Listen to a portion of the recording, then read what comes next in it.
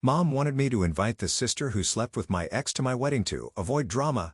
I do this instead and now, she's crying.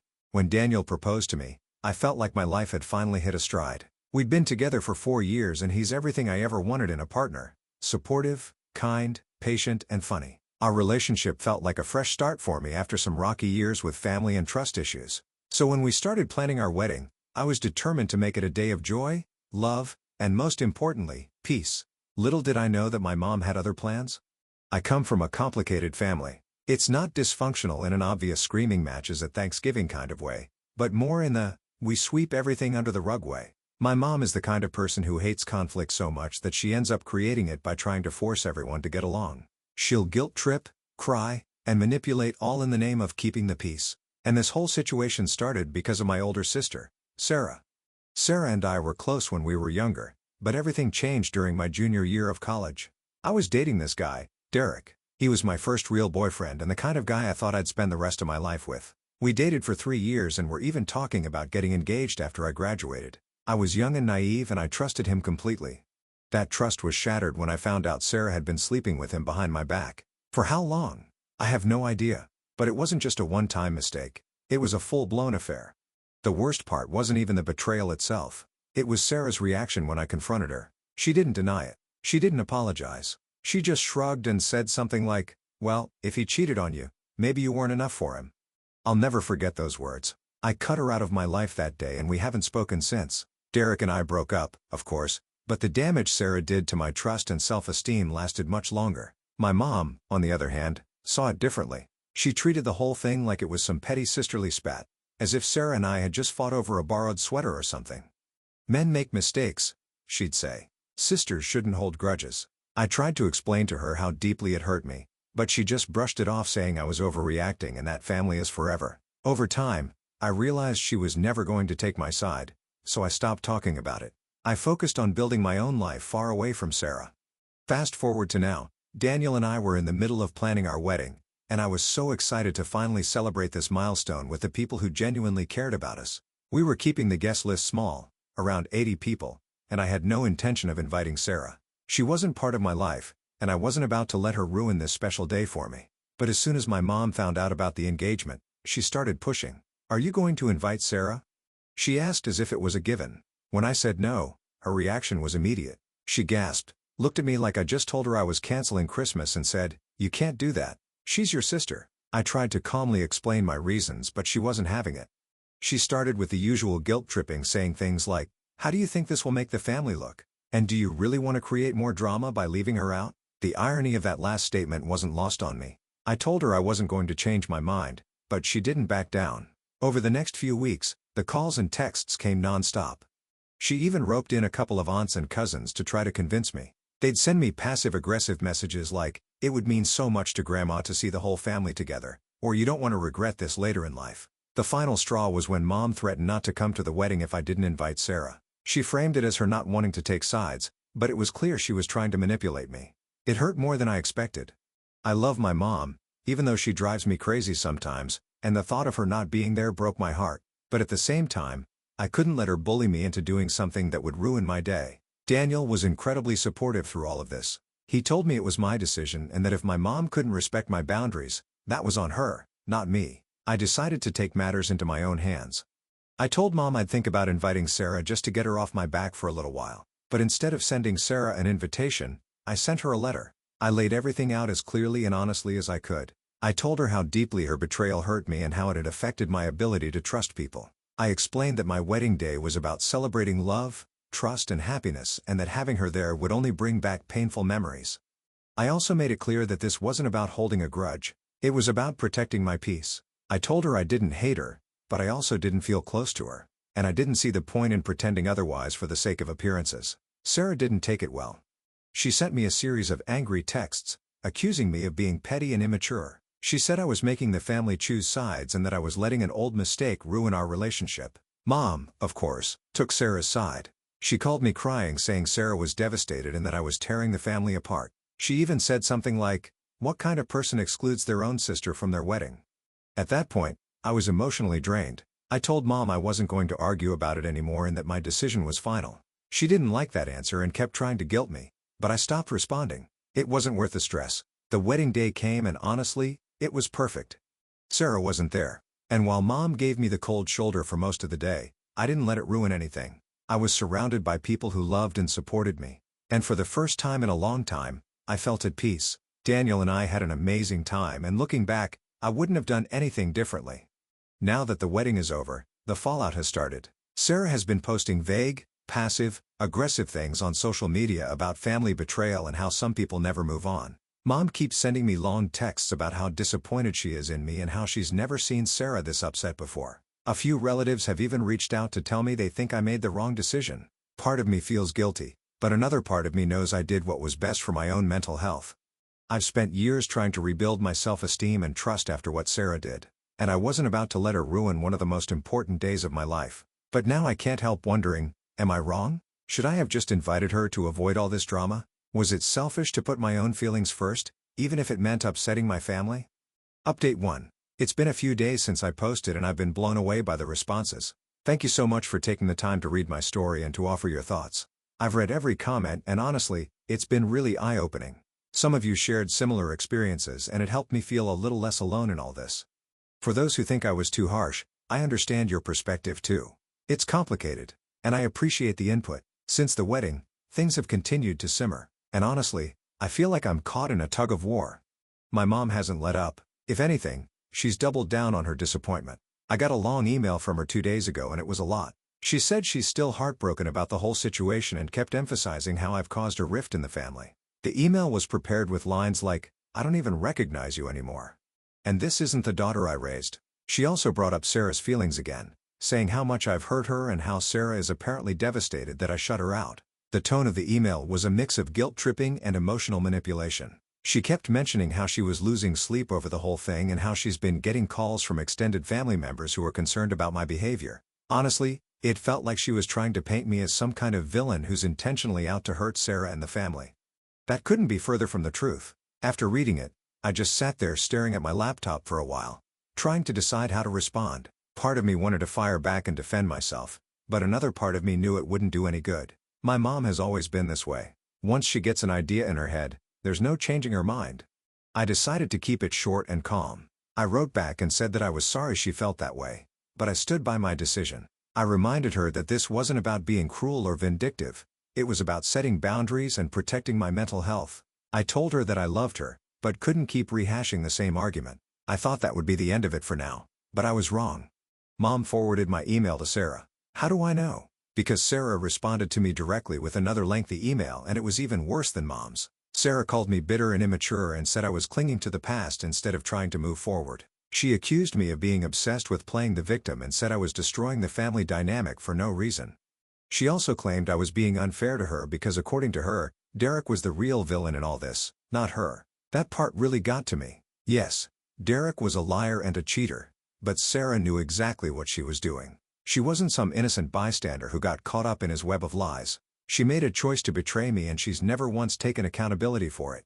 Even now, instead of apologizing or acknowledging the hurt she caused, she's trying to make me feel guilty for not letting her sweep it under the rug. I didn't respond to Sarah's email. I just couldn't. I've spent years trying to move on from what happened and engaging with her now feels like reopening an old wound, but it's clear she's not letting this go anytime soon. Yesterday, she posted another cryptic message on Facebook about how people show their true colors when they think they've won. A few of our mutual relatives commented things like "you're better off without toxic people," and some folks just can't handle a strong woman. It's obvious who they're referring to and it's exhausting. Meanwhile, my mom has been playing both sides as usual. She's still talking to me, but our conversations are tense and uncomfortable. She keeps bringing up Sarah in little ways like, "I had coffee with Sarah yesterday and she's really struggling." Or, "I just wish you could see how much this is hurting her." It's like she's trying to guilt me into reaching out, but I'm not taking the bait. I've been polite but firm, reminding her that I'm not ready to reconcile and that she needs to respect my boundaries. Whether she will or not remains to be seen. Daniel has been a rock through all of this. He's encouraged me to focus on our new life together and not let the drama overshadow our happiness. He even suggested we take a short trip to get away from everything for a while. And honestly, I think I'm going to take him up on that. A little distance from the family chaos might be exactly what I need right now. One of the hardest parts about this situation is the mixed reactions from extended family. Some people have reached out privately to support me, saying they understand why I made the decision I did and that I shouldn't feel guilty. Others have taken Sarah's side, either directly or indirectly by sharing those passive-aggressive social media posts or making snide comments during family group chats. It feels like everyone has an opinion about something that really isn't their business. The most surprising part of all this is how little I actually miss Sarah. You'd think that after years of estrangement, a big event like a wedding would stir up some kind of longing to reconnect, but it hasn't. If anything, this whole ordeal has just confirmed that I made the right choice in cutting her out of my life. She's shown me time and time again that she's not willing to take responsibility for her actions or respect my feelings, and I'm done trying to force a relationship with someone who doesn't care about the damage they've caused. That said, I can't pretend this hasn't been emotionally draining. I'm tired of feeling like I have to justify my decisions to everyone around me. I'm tired of being painted as the bad guy just because I chose to prioritize my own happiness and well-being. And I'm tired of my mom treating Sarah's feelings like they matter more than mine. At this point, I'm not even sure how to move forward with her. I don't want to cut her off entirely, but if she keeps pushing, I might not have a choice. So here's where I'm at now. I'm standing firm in my decision, but the backlash has been harder to deal with than I expected. I'm trying to focus on the positive: my marriage, my supportive friends, and the life Daniel and I are building together. But the family drama is still a dark cloud hanging over everything. Update 2. It's been a whirlwind since my last update. I thought things might settle down after a few days, but instead they've escalated in ways I didn't expect. Honestly, I feel like I'm in the middle of some soap opera I didn't sign up for. At this point, I'm just trying to hold on to my sanity while navigating the chaos. The first thing that happened was a surprise package from Sarah. I wasn't expecting it. So when I saw her name on the return label, my stomach dropped. For a second, I debated not even opening it, but curiosity got the better of me. Inside was a handwritten letter and a small photo album. The letter was long, several pages, and to my surprise it wasn't angry. Instead, it was this strange mix of an apology and a justification. She started by saying she was sorry for how things have turned out between us and that she regretted how much pain she caused me. But then she pivoted to explaining her side of things, saying she was in a dark place at the time of the affair and didn't fully understand the consequences of her actions. She wrote about how she felt like she'd always been in my shadow growing up and how Derek had given her the attention she craved. It was almost like she was trying to make me feel sorry for her. The letter ended with her saying she hoped we could put the past behind us and start fresh. The photo album was even stranger. It was filled with pictures of us from when we were kids, holidays, birthdays, random moments. Some of them made me smile, but most of them just made me sad. It felt like Sarah was trying to remind me of the bond we used to have, but instead, it just highlighted how far apart we've grown. I don't know if it was an olive branch or another attempt at manipulation, but either way, it left me feeling conflicted. I showed the letter to Daniel and he was cautious about the whole thing. He reminded me that while it's good to acknowledge Sarah's feelings, I don't owe her anything, especially if I'm not ready to reconcile. He suggested I take some time to process it before deciding whether to respond, which was solid advice. For now, the letter and the album are tucked away in a drawer. I'm not sure what to do with him yet. While I was still mulling over Sarah's package, things took another turn. My mom decided to escalate her campaign in the most dramatic way possible. She called family intervention. I wish I were kidding. She sent out a group text to me, Sarah, and a handful of relatives saying she wanted us to all meet at her house to talk things out like adults. I didn't even know how to respond. The idea of sitting in a room with Sarah and a bunch of people who've already picked sides felt like walking into an ambush. When I told Mom I wouldn't be attending, she lost it. She called me immediately crying and begging me to reconsider. She kept saying things like, "We're a family and families don't turn their backs on each other." I tried to explain again that I wasn't ready to have that kind of conversation and that forcing it would only make things worse, but she wouldn't listen. She said she was doing this for my own good and that I needed to stop being so stubborn. In the end, I didn't go. I spent that afternoon with Daniel instead, trying to distract myself, but the fallout from skipping the intervention was brutal. Mom called me afterwards to let me know, in no uncertain terms, how disappointed she was in me. She said everyone else showed up, even Sarah, and that my absence was proof that I was the one keeping the family divided.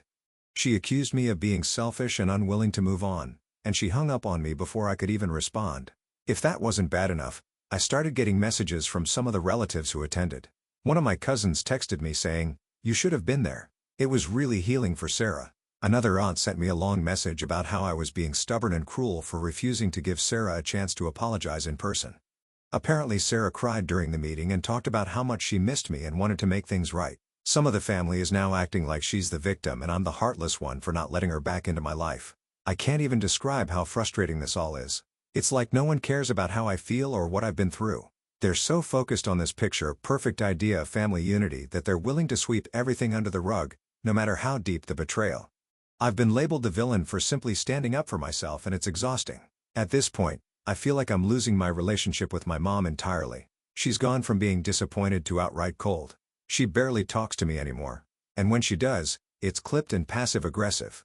She even skipped a lunch date we had planned last week, claiming she wasn't feeling well, but I know it was because she was upset with me. It hurts, but I'm trying to remind myself that her behavior is a reflection of her own issues, not mine. The one silver lining in all this has been the support from a few close friends, and of course, Daniel. One of my best friends came over the other night with wine and snacks, and we spent hours just talking. She reminded me that I'm not crazy or unreasonable for setting boundaries and that it's okay to prioritize my mental health. It was exactly what I needed to hear. Still, I can't shake the guilt entirely. Part of me wonders if I'm being too rigid or if I should at least try to mend things for my mom's sake. But then I think about how much effort I've put into healing over the years and how much it would set me back to let Sarah back into my life without a genuine apology and accountability from her. And honestly, I don't think she's capable of that. So here I am, caught in the middle of a storm. I didn't ask for. I'm standing firm in my decision, but the pressure is relentless. My mom is distant. Sarah is playing the victim and some of the family is siding with her. It's like I'm constantly defending myself for choosing peace over chaos, and it's exhausting. I keep asking myself if I'm doing the right thing, but deep down, I know I am. Now I'm wondering how to move forward. Should I write Sarah back and try to explain myself again? Or would that just open the door to more manipulation? And what about my mom? Is there a way to salvage our relationship without compromising my boundaries? Or is it a lost cause at this point? I'm trying so hard to focus on my new life with Daniel, but the weight of all this family drama is hard to ignore. Thanks again for sticking with me through all of this. It helps more than you know to have a place to share and get feedback. Update 3. It's been about a week since everything spiraled and I finally feel like I can breathe again. So much has happened, and while I'm not proud of how messy things got, I'm relieved it's over. This will probably be my last update because I've made a decision that I know is final. I've chosen my peace and I'm not looking back. After the family intervention and Sarah's letter, I tried to keep my distance. I focused on work, spent time with Daniel, and avoided my phone as much as possible. But as you can imagine, the drama didn't stop just because I ignored it. My mom kept calling and texting, insisting that I at least hear Sarah out. She even offered to have a smaller sit-down with just the three of us, saying she was worried the larger intervention had been too overwhelming for me. I refused again, politely but firmly, and thought that would be the end of it. Spoiler alert, it wasn't. Last weekend, Daniel and I hosted a small dinner with a few close friends. It was supposed to be a low-key fun night. Good food, good company, and no drama. Everything was going great until my phone buzzed with a notification from Facebook. I normally wouldn't check my phone during dinner, but something told me to look, and I'm glad I did. Sarah had made another post, and this one was the most targeted yet. She wrote something along the lines of, "It's sad when people can't move on and keep holding grudges over the past. At some point you have to ask yourself if they're just jealous or still hung up on what they lost." I felt my stomach drop. There was no doubt in my mind that she was talking about me. And the insinuation that I was still hung up on Derek made my blood boil. First of all, Derek is the last person on earth I'd ever want to be with again. Second, Sarah's attempt to spin this narrative of me being jealous or bitter was so ridiculous it was almost laughable. But what really got me was the fact that she was escalating things publicly, dragging our dirty laundry out for the world to see. I showed the post to Daniel, who immediately suggested I block her and be done with it.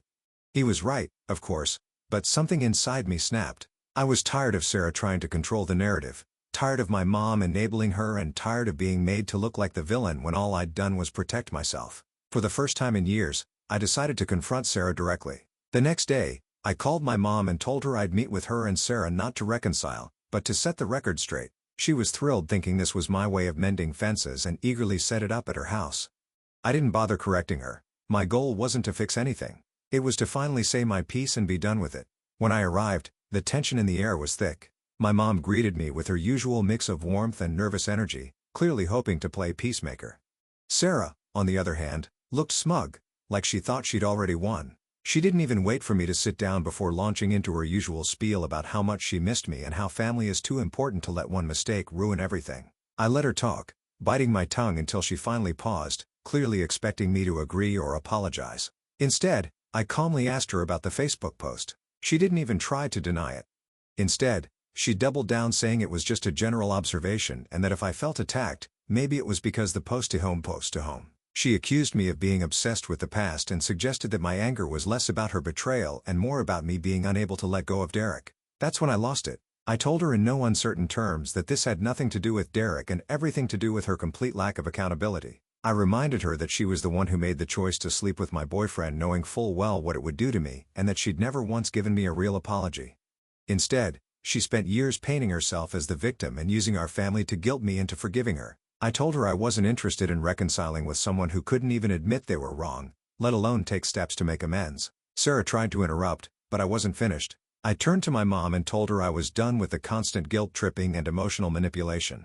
I said I loved her, but her refusal to respect my boundaries had pushed me to a breaking point. I made it clear that I wasn't cutting her off entirely, but I needed space and wouldn't be engaging with any more family interventions or forced reconciliation attempts. If she wanted a relationship with me, she'd have to accept that Sarah was not part of my life. At this point, Sarah started crying. Big dramatic tears that I'm sure were meant to make me feel guilty. She kept saying things like, "I tried so hard to make things right, and I don't understand why you hate me so much." But the tears didn't move me. They felt performative, like yet another attempt to manipulate the situation and turn it in her favor. When it became clear that I wasn't going to budge, Sarah's demeanor shifted. She got defensive, accusing me of being cold-hearted and unwilling to forgive. She even threw in a snide comment about how it must be nice to feel so perfect all the time. At that point, I just laughed. It wasn't a happy laugh. It was the kind of laugh you let out when you realize there's no point in arguing with someone who refuses to see reality. I stood up and told them both that I was done and walked out. Driving home, I felt an overwhelming sense of relief. For years, I carried the weight of this drama, constantly questioning whether I was doing the right thing and whether I owed Sarah or my mom something more. But in that moment, I knew I didn't.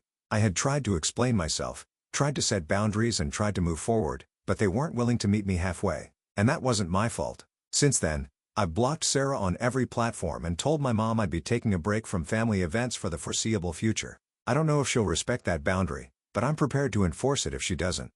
Daniel has been my rock through all of this, reminding me that I have every right to protect my peace and that I'm not a bad person for walking away from toxic relationships. The irony is that I don't even feel angry anymore, just relieved. For the first time in years, I feel like I can focus on my own life without the constant shadow of family drama hanging over me. I have an amazing husband, a supportive group of friends and a future full of possibilities. Letting go of Sarah and the part of my family that refuses to respect me feels like shedding a heavy weight I've carried for far too long.